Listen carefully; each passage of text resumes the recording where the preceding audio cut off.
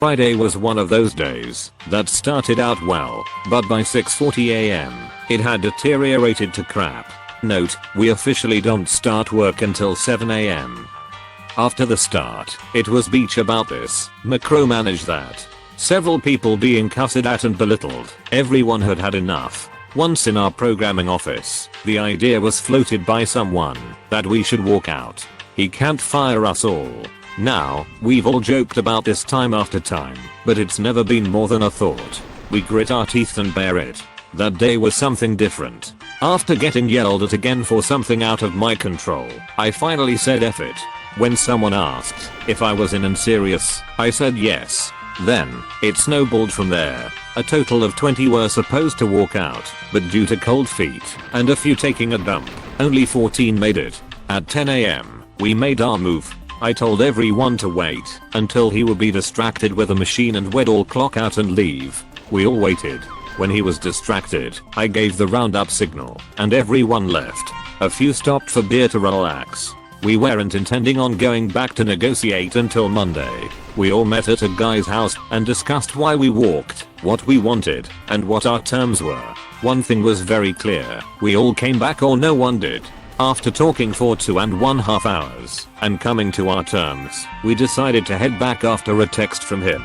We were going to corner him, we were going to talk it straight, or we weren't working anymore. The talk lasted almost 2 hours, with both parties flexing their given muscles at some point. But one thing was made clear, things were going to change, or we'd all go look for new jobs. After several people were threatened with being fired and none being let go, we came to terms that benefited us. For once, our workplace had so much morale. People were excited to work again.